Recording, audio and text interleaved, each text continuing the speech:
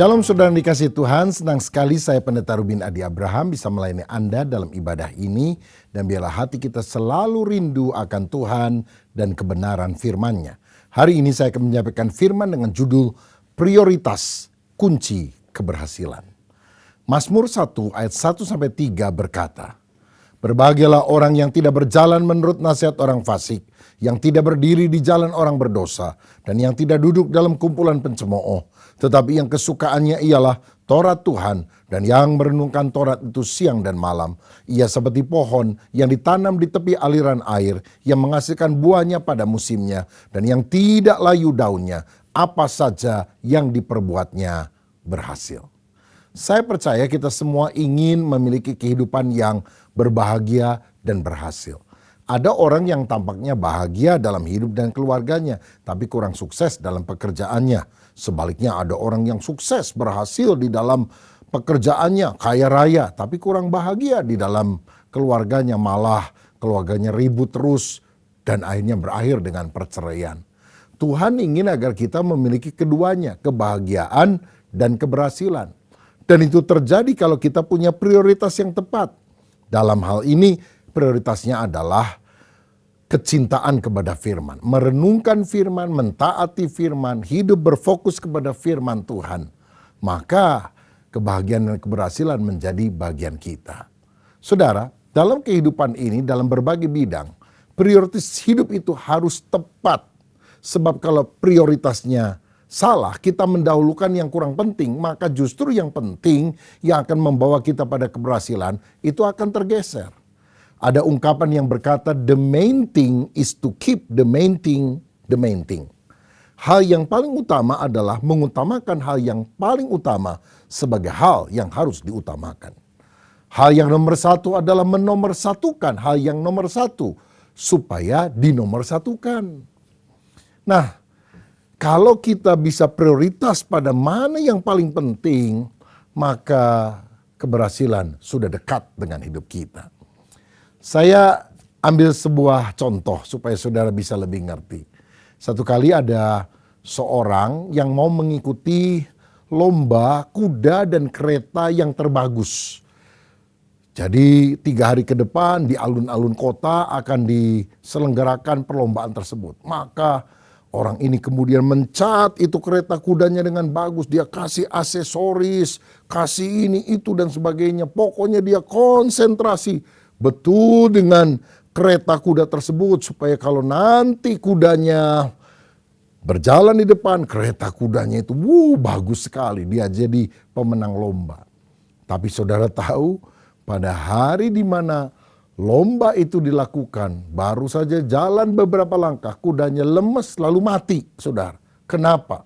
Rupanya saking orang ini fokus mencat, memberi keindahan kepada kereta kuda, dia lupa 3 hari gak kasih makan sama kudanya, sampai kudanya lemes, kudanya mati, saudara. Nah ini berarti kan tidak ngerti mana prioritasnya. Karena itu mari kita melihat prioritas apa yang harus kita utamakan, dahulukan dalam hidup ini. Nah di dalam Alkitab ada beberapa hal yang kita harus kerjakan lebih dahulu sebelum hal-hal yang lain kita kerjakan. Nah kata lebih dahulu ini berarti prioritas.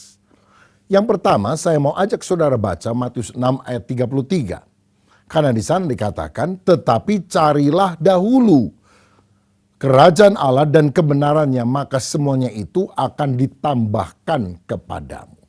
Carilah dahulu kerajaan Allah dan kebenarannya.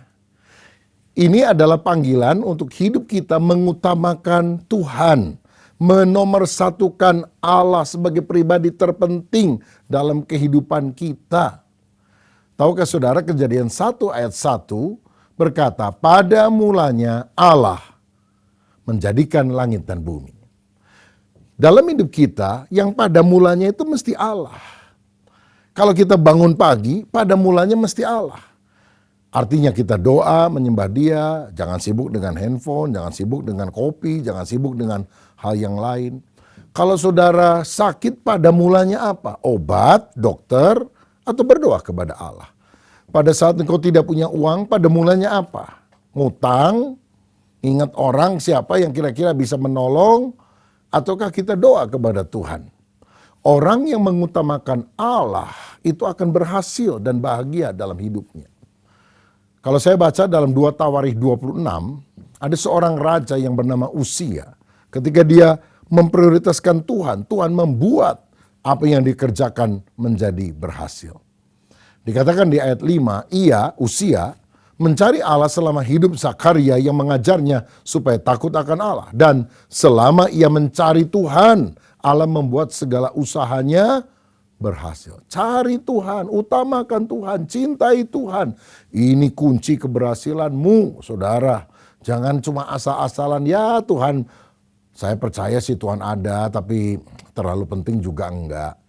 Jangan punya sikap seperti itu, tapi benar-benar hidup saudara harus berfokus, berpusat, senternya adalah Kristus, Tuhan di dalam kehidupan kita.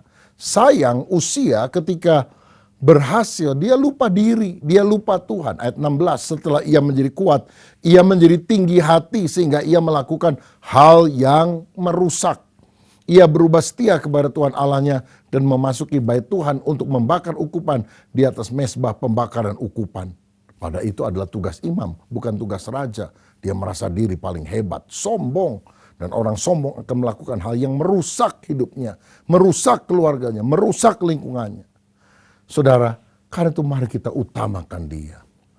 Ada orang kalau ke gereja nyanyinya gini, yang terutama di dalam hidup ini meninggikan nama Yesus. Wah, bagus ya. Yang paling utama apa? Meninggikan Tuhan. Tapi begitu keluar gereja dia bilang yang paling penting cari duit. Kalau nggak ada duit susah kita. Loh, yang benar mana? Yang terutama mencari Tuhan atau cari duit? Makanya hidup kita itu seringkali tidak sungguh-sungguh berbahagia dan berhasil. Karena apa yang kita nyanyikan dengan mulut ini berbeda dengan perilaku kehidupan kita. Pada Amsal 10 ayat 22 berkata, berkat Tuhanlah yang menjadikan kaya, susah payah tidak akan menambahinya. Saudara boleh banting tulang, peras keringat, kaki di atas, kepala di bawah, jungkir balik, cari duit. Tapi kalau tidak diberkati Tuhan, mana bisa? Kalau Tuhan tutup pintu berkat, nggak ada yang bisa buka. Tapi kalau Tuhan buka pintu berkat, tidak akan ada orang yang bisa menutupnya. Mazmur 127 berkata, jikalau bukan Tuhan membangun rumah, sia-sialah usaha orang membangunnya. Jikalau bukan Tuhan mengawal kota, sia-sialah pengawal berjaga-jaga. Tapi kalau orang diberkati Tuhan lagi tidur pun berkat akan mengejar dia. Karena itu utamakan Tuhan. Amsal 3 ayat 5 dan 6 berkata, percayalah kepada Tuhan dengan segenap hatimu dan janganlah bersandar kepada pengertianmu sendiri. Akuilah dia dalam segala lakumu, maka dia akan meluruskan jalanmu. Libatkan Tuhan dalam setiap sepak terjangmu. Bahkan ketika engkau punya masalah, bagikan benang kusut, Tuhan akan meluruskan jalanmu. Saudara, kita boleh punya niat untuk jalan hidup lurus, keluarga bahagia. Sampai kalau kita punya mobil platnya aja B217AN. Kalau dibaca berdua satu tujuan. Wah, keren kan? Tapi cuma platnya doang yang berdua satu tujuan. Oh, di dalamnya pemilik mobil sama istrinya ngamuk, berantem terus. Karena apa? Tidak sungguh-sungguh melibatkan Tuhan dalam kehidupan. Ayo kita libatkan Tuhan. Apapun yang kita mau kerjakan, doa, Tuhan apakah ini berkenan kepadamu, seizin engkau. Jangan cuma lapor Tuhan, saya mau ini, mau itu. Kalau minta izin, Tuhan izinkan, resiko Tuhan tanggung. Kalau lapor, saudara yang tanggung resikonya. Saya mau bilang, mengutamakan Tuhan itu powerful sekali. 1 Korintus 2 ayat 9 berkata, tetapi seperti ada tertulis, apa yang tidak pernah dilihat oleh mata, dan tidak pernah didengar oleh telinga, dan yang tidak pernah timbul dalam hati manusia, semua yang disediakan Allah untuk mereka yang mengasihi Dia. Kalau engkau cinta Tuhan, mengutamakan Dia, yang gak masuk akal Tuhan berikan. Saya pernah dengar kesaksian ya tentang seorang pembantu rumah tangga yang bekerja di tuan dan nyonya rumah orang Kristen. Lama-lama pembantu ini melihat kehidupan tuan nyonya rumah yang baik, lalu suka ke gereja. Pembantu ini satu kali ngomong, "Nyonya boleh nggak saya juga ikut ke gereja?" "Oh boleh," diajak. Senang puji-pujiannya, senang mendengar khotbah. Jadi anak Tuhan, dibaptis saudara. Lalu dia mulai belajar doa. Karena dengar khotbah kan mendorong supaya dia doa. "Nyonya, saya doa satu kali, saya punya pasangan hidup. Dan saya pingin diberkati Tuhan kaya seperti Nyonya dan Tuan. Bisa nggak ya?" "Ya bisa aja," kata si Nyonya. "Doa aja sama Tuhan." Ternyata Tuhan itu mengabulkan doanya, saudara. Karena beberapa waktu kemudian, anak daripada si nyonya rumah ini ulang tahun. Jadi kemudian ada pesta gitu, beberapa anggota keluarga, teman-teman datang. Lalu ada foto-foto. Lalu si pembantu ini juga diajak ikut foto. "Kamu ikut foto nih ya, gendong nih anak saya yang masih kecil." Salah satu anak digendong saudara, difoto. Lalu setelah selesai foto, foto itu juga dikirimkan kepada salah satu saudaranya yang ada di Belanda. Nah, fotonya cukup besar, dipajang oleh si saudaranya itu di rumahnya, saudara sekalian. Satu kali temennya, seorang Belanda, Holland Spreken, ngomong bahasa Belanda, mampir ke rumahnya, lihat foto, baru ya, siapa ini? "Oh ini saudara saya di Indonesia." Lalu waktu dia lihat, matanya tertumbuk pada wajah seorang wanita. "Kalau ini siapa?" "Yang gendong anak kecil." "Waduh, saya juga nggak tahu ya. Nanti coba saya tanyakan." Setelah ditanya, "Oh ternyata itu pembantunya, Bedinde," katanya. "Oh boleh nggak saya kenalan?" Karena rupanya dia duda, saudara, sudah ditinggal mati oleh istrinya. "Oh boleh aja, tapi dia pembantu." "Nggak apa-apa." Akhirnya jadi pen friend, sahabat pena, saudara. Itu zaman dulu ya, belum ada WA-WA-an. Dan nggak lama kemudian orang ini datang ke Indonesia untuk kenalan lebih lanjut, melamar si pembantu ini. Diboyong jadi nyonya di Belanda. Dan berapa tahun kemudian setelah jadi nyonya, dia kasih tiket kepada tuan nyonya yang dulu dia pernah kerja, ditraktir datang ke belanja, diajak jalan-jalan di Belanda. Dan dia bilang, "Nyonya, doa saya dikabulkan Tuhan. Sekarang saya benar-benar jadi nyonya Belanda," katanya. Luar biasa kan Tuhan? Sesuatu yang gak masuk akal Tuhan bisa kerjakan kalau kita mengutamakan dia. Yang kedua, bagaimana supaya kita memiliki hidup yang bahagia dan berhasil? Matius 5 ayat 23-24 berkata begini, "Sebab itu, jika engkau mempersembahkan persembahanmu di atas mezbah dan engkau teringat akan sesuatu yang ada di dalam hati saudaramu terhadap engkau, tinggalkanlah persembahanmu di depan mezbah itu dan pergilah berdamai dahulu dengan saudaramu, lalu kembali untuk mempersembahkan persembahanmu itu." Jadi ini prioritasnya. Kalau kita mau kasih persembahan, tapi masih ada ganjelan, damai dulu. Jadi damai itu prioritas pertama, baru kemudian memberikan persembahan kepada Tuhan. Dengan kata lain, kalau kita mau berhasil, pertama kita harus mengutamakan Tuhan. Carilah dahulu kerajaan Allah dan kebenarannya. Yang kedua, kita harus berdamai dahulu. Artinya membangun hubungan yang baik dengan sesama. Ibrani 12 ayat 14 berkata, "Berusahalah hidup damai dengan semua orang dan kejarlah kekudusan, sebab tanpa kekudusan tidak seorang pun akan melihat Tuhan." Mari kita mengupayakan perdamaian dalam hidup ini. Jangan suka cari musuh, jangan suka cari ribut. 1000 teman terlalu sedikit, satu musuh terlalu banyak, saudara. Satu musuh membuat kita makan tidak enak, tidur tidak nyenyak. Lagi makan tidak bisa tidur, lagi tidur tidak bisa makan. Ya memang demikian. Tapi kalau hati damai, relasi baik dengan orang lain, bahagia hidup kita. Seorang pakar pengembangan pribadi bernama Dale Carnegie pernah berkata, sukses itu 15% ditentukan oleh faktor IQ, kecerdasan, tapi 85% keberhasilan ditentukan dari kemampuan kita membina relasi atau hubungan dengan orang lain. Orang yang banyak temennya, banyak sahabatnya, itu kemungkinan berhasil jauh lebih besar daripada orang yang sekedar pinter.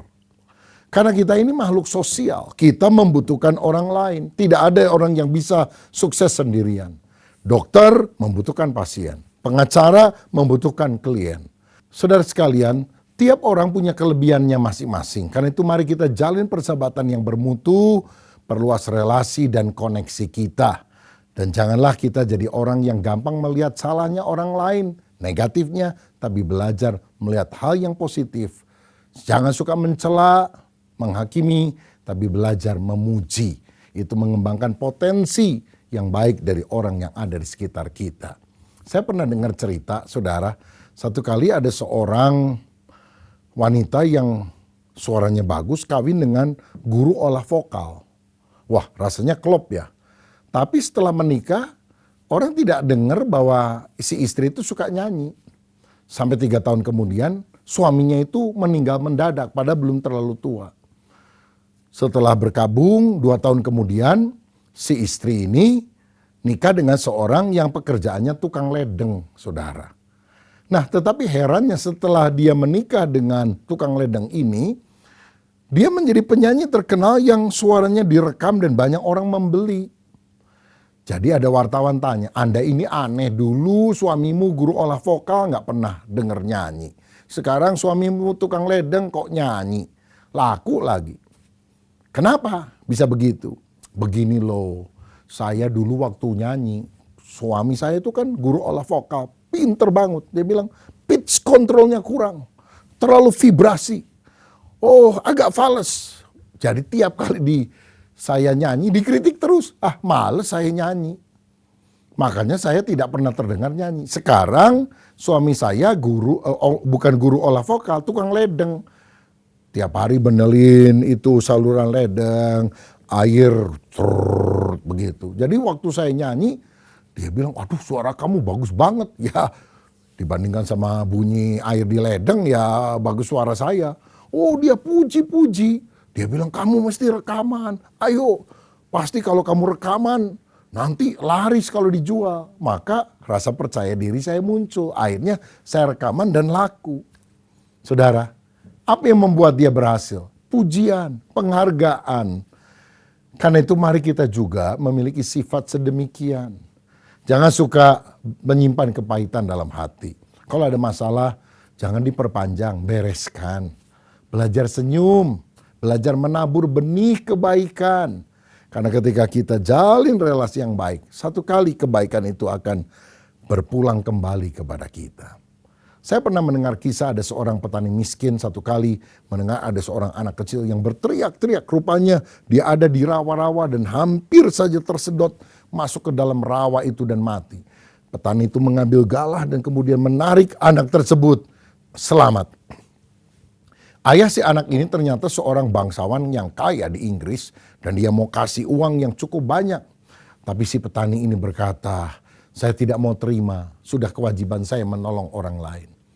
Oke, jika demikian, saya lihat kamu punya anak kecil, izinkan saya membiayai sekolahnya sampai dia menjadi mahasiswa. Dan itulah sebabnya anak itu dibiayai hingga jadi dokter. Dan akhirnya menjadi dokter ternama yang nama lengkapnya Sir Alexander Fleming.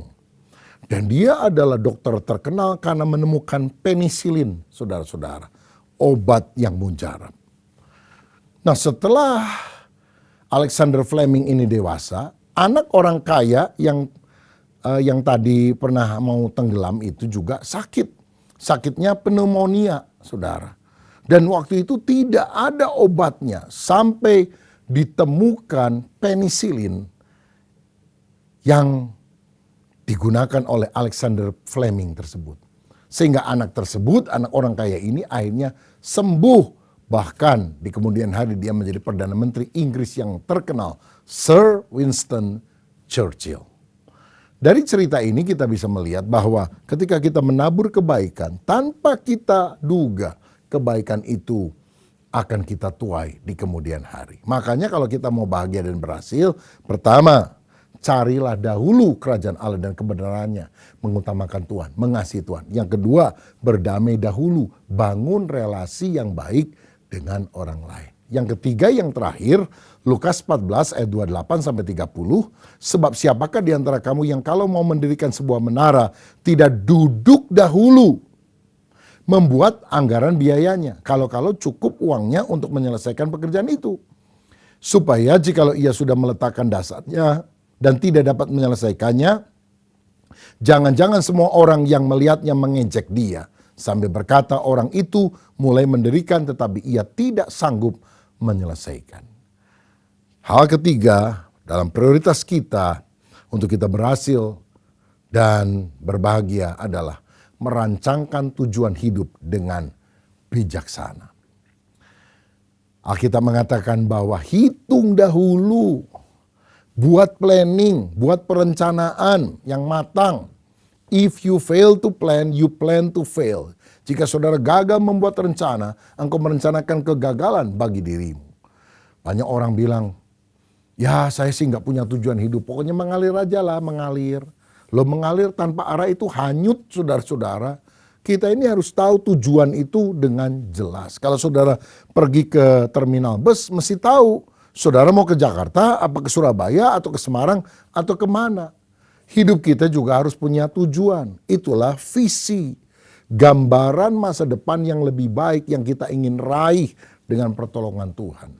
Saya perhatikan banyak gedung-gedung tinggi yang menjulang itu dimulai dari impian yang ada dalam benak seorang arsitek. Yang kemudian dia wujudkan menjadi sebuah kenyataan. Saudara, kadang saya lihat ya ada anak mahasiswa, saya tanya, kamu kuliah jurusan apa? Jurusan ini. Kapan selesai? Ya mungkin 1-2 tahun lagi. Kamu setelah lulus akan jadi apa? Jawabnya apa? Ya yang penting lulus dulu lah. Lulus aja belum tentu.